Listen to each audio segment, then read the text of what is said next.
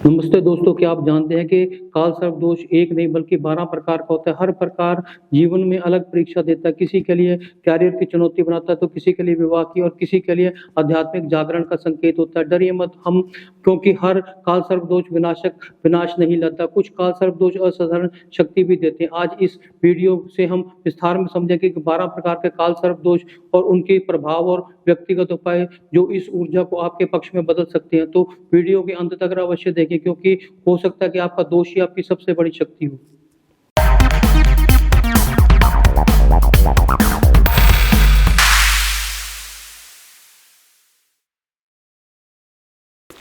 क्या आपकी कुंडली में काल सर्प दोष है? काल सर्प दोष 12 प्रकार के होते हैं। ये अनंत काल सर्प दोष, कुलिक काल सर्प दोष, वासुकी काल सर्प दोष, शंखपाल काल सर्प दोष, पद्म काल सर्प दोष, महापद्म काल सर्प दोष, तक्ष काल सर्प दोष, करकोटी काल सर्प दोष, शंखचूड़ काल सर्प दोष, घातक काल सर्प दोष, विषधर काल सर्प दोष, शेषनाग काल सर्प दोष।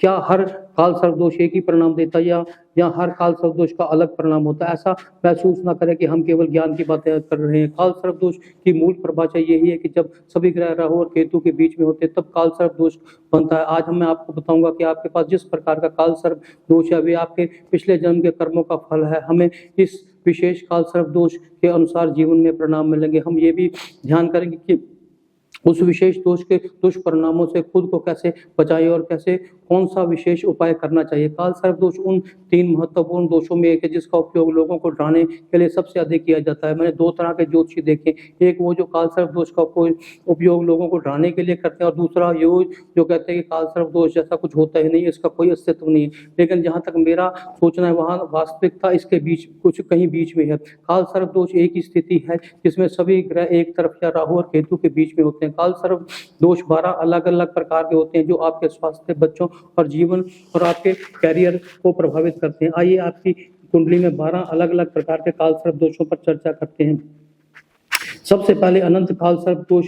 ये दोष तब बनता है जब राहु प्रथम भाव में और केतु सप्तम भाव में होता है। इस स्थिति में अनंत काल सर्प दोष बनता है। एकमात्र शर्त यही है कि सभी ग्रह राहु और केतु के बीच में। यदि आपने अपने भागीदारों, जीवन साथी और अपने दोस्तों को धोखा दिया तो आपको इस प्रकार का दोष मिलता है। यदि आपने पिछले जन्म में किसी को भावनात्मक या शारीरिक रूप से चोट पहुंचाई है तो आपको इस प्रकार का दोष लगता है। इस दोष का प्रभाव यह होता है कि आपको आत्मविश्वास की कमी होती है और आपको अपने जीवन के शुरुआती दौर में काफी संघर्ष करना पड़ता है। आपके विवाह में देरी हो सकती है, आपके जीवन में धोखा मिल सकता है या आपको वैवाहिक जीवन में समस्याएं आएंगी। उपाय के तौर पर हम हर सोमवार को शिवलिंग पर जल अर्पित कर सकते हैं। दूसरा काल सर्प दोष है कुलिक प्रकार का काल सर्प दोष है तब बनता है जब राहु दूसरे घर में और केतु 8वें घर में होता है। इस स्थिति में कुलिक काल सर्प दोष बनता है। एकमात्र शर्त यह है कि सभी ग्रह राहु और केतु के बीच में। यदि पिछले जीवन में आपके कर्मों से आपने अपनी भाषा से किसी के परिवार को नुकसान पहुंचाया या आपने अपने परिवार को किसी के परिवार को विभाजित किया या आपने अनावश्यक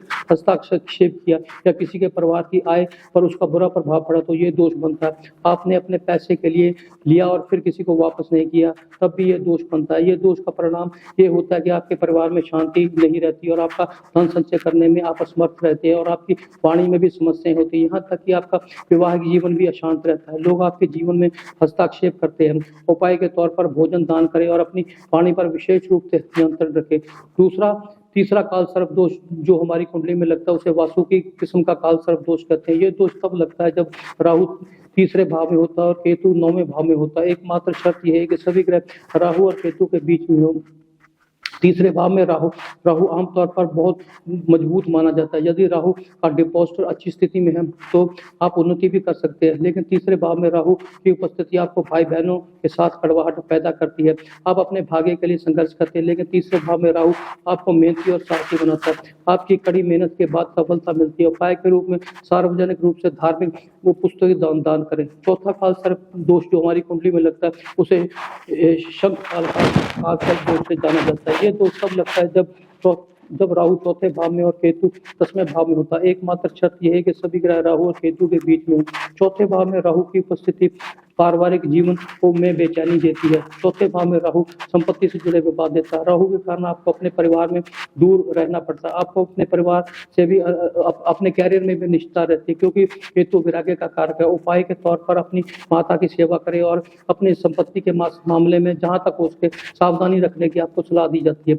पांचवा काल सर्प दोष पद्म काल सर्प दोष है। ये तब बनता है जब राहु 5वें भाव में और केतु 11वें भाव में होता है। एकमात्र शर्त सिर्फ यही है कि सभी ग्रह 5वें और 11वें भाव के बीच हो। ये दोष तब बनता है जब आपने पिछले जन्म में बच्चों का गर्भपात करवा के पैसे कमाए या आपकी वजह से किसी गर्भवती स्त्री को कष्ट पहुंचा हो। यदि पिछले जन्म में आपने अपने दोस्तों या प्रेमिका को धोखा दिया तो आपकी कुंडली में इस प्रकार का दोष लगता है। इस दोष का प्रभाव बच्चों की ओर से चिंता या कष्ट और आपके प्रेम जीवन में समस्याएं पैदा होती हैं। आमतौर पर गायत्री मंत्र का जाप करें, छोटे बच्चों की पढ़ाई में मदद करें और उनकी सहायता करें, या उनको खाने पीने की वस्तुएं आप दान भी कर सकती है।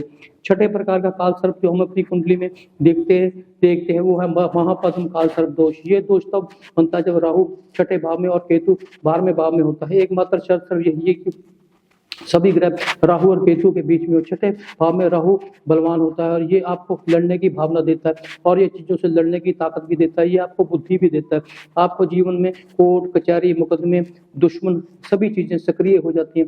आपके जीवन में बीमारी और दुश्मन होते हैं, लेकिन राहु आपको उन पर विजय प्राप्त करने में मदद करता है। ऋण रोग दोष शत्रु सब पैदा होते हैं, लेकिन आप उन पर विजय प्राप्त करते हैं। आपको विदेश में बसने का मौका भी मिलता है। सातवां प्रकार का काल सर्प दोष जो हम अपनी कुंडली में देखते हैं वो तक्षक काल सर्प जो दोष। ये दोष तब बनता है जब आपके 7वें भाव में राहु और प्रथम भाव में केतु होता है। एकमात्र शर्त सिर्फ यही है कि सभी ग्रह राहु और केतु के बीच में हो। ये दोष तब बनता है जब यदि आपके अपने वैवाहिक भागीदारी में धोखा दिया या आपने अपने पिछले जन्म में अपने जीवन साथी को धोखा दिया, तब आपकी कुंडली में इस प्रकार का काल सर्प दोष बनता है। आपको अपने जीवन साथी से निराशा मिलती है, आपके वैवाहिक जीवन में संघर्ष रहता है तथा आपको एक डोमिनेटिंग जीवन साथी मिलता है। उपाय के लिए शिव और पार्वती की पूजा करें, तब ये दोष शांत हो जाएगा। 8वें प्रकार का काल सर्प दोष जो हमारी कुंडली में होता है उसको कर्कोटक काल सर्प दोष कहते हैं। ये तब बनता है जब राहु 8वें भाव में और केतु दूसरे भाव में होता है। एकमात्र शर्त सिर्फ यही है कि सभी ग्रह राहु और केतु के बीच में हो। यदि आपकी वजह से कुछ गंभीर समस्याएं परेशानियां पैदा हुई है या किसी की शादी टूट गई है, साझेदारी टूट गई है, तो आपकी अपनी कुंडली में कर्कोटक काल सर्प दोष पैदा होता है। इस दोष का प्रभाव ये होता है कि आपको अपने जीवन में अचानक बाधाएं देखने को मिलती हैं। जीवन में आपके गुप्त शत्रु होते हैं और आपको इसके लिए महामृत्युंजय का जाप करना जरूरी है। 9वें प्रकार का काल सर्प दोष जो हमारी कुंडली में हम देखते हैं वो है शंखचूड़ काल सर्प दोष। ये दोष तब बनता है जब आपके 9वें भाव में राहु और 3रे भाव में केतु होता है। एकमात्र शर्त सही यही है कि सभी ग्रह राहु और केतु के बीच में हो।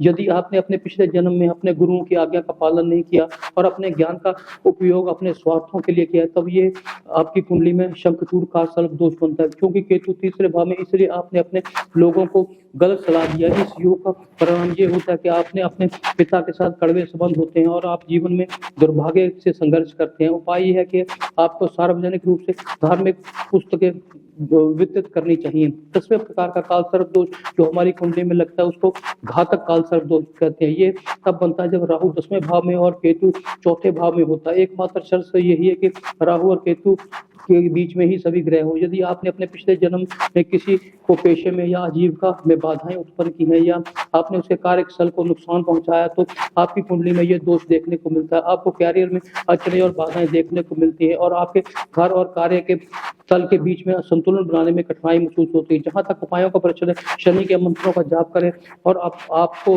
अपने काम पर ध्यान देने की सलाह दी जाती है। अब हम आपके 11वें काल सर्प दोष के बारे में बात करते हैं, जिसको विषधर काल सर्प दोष के नाम से जाना जाता है। ये दोष तब बनता है जब आपके 11वें भाव में राहु और 5वें भाव में केतु होता है। एकमात्र शर्त यही है कि सभी ग्रह राहु और केतु के बीच में हो। यदि आपके अपने पिछले जन्म में बच्चों का गर्भपात करवाया और उससे पैसे कमाए और किसी गर्भवती स्त्री को नुकसान पहुंचाया या आपने अपने मित्रों और बड़े भाइयों को धोखा दिया, तो आपकी कुंडली में ये योग बनता है। ये आपके पिछले जन्म के बुरे संबंधों से धन कमाया हो ये भी दर्शाता है, तब भी ये काल सर्प दोष बनता है। हालांकि 11वें भाव में राहु बहुत बलवान माना जाता है और और लाभ देता है, लेकिन वे आपके दोस्तों द्वारा धोखा दिलवाता है और ये आपकी इच्छाएं भी पूरी नहीं करता। ये आपके जीवन में संघर्ष कराता है और अंत में आपको लाभ करवाता है। 12वां और अंतिम काल सर्प दोष जो हम जानते हैं वो है शेषनाग काल सर्प दोष। इस प्रकार का दोष तब लगता है जब राहु 12वें भाव में होता है और केतु 6ठे भाव में होता है। एकमात्र शर्त सिर्फ ये है कि सभी ग्रह राहु और केतु के बीच में हो। पिछले जन्म में यदि आप नशे के शिकार रहे और आपने दूसरों को भी नशेड़ी बनाया, आपको किसी के नुकसान का कारण बने, आपने किसी को अपने अधीन काम करने के लिए मजबूर किया। ये योग का प्रभाव ये है कि आपको आपका जुड़ाव धार्मिक होता है, आपको विदेश में बसने का मौका मिलता है। ये आपकी कुंडली में एक बंधन योग है। यदि अन्य ग्रह अनुकूल ना हो तो आपको जेल भी हो सकती है। अंत में मैं आपको काल सर्प दोष के लिए कुछ निश्चित सामान्य उपाय देना चाहता हूँ। सोमवार को शिवलिंग पर जल अर्पित करें, महामृत्युंजय का जाप करें, नाग पंचमी की पूजा करें और आवश्यक हो तो पितरों का तर्पण भी करें, गरीबों को भोजन दें। तो ये सब 12 अलग-अलग प्रकार के काल सर्प दोषों के बारे में था। तो वीडियो के अंत में मैं यही कहना चाहूँगा कि अगर आपको मेरा वीडियो पसंद आए, शेयर करें, लाइक करें, चैनल को सब्सक्राइब करें तथा बेल आइकन का बटन दबाना न भूलें ताकि वीडियो की नोटिफिकेशन समय-समय पर हम आपके मोबाइल पर भेजते रहें और हम भी अच्छे-अच्छे वीडियो बनाने के लिए प्रेरित होते रहें। Thank you.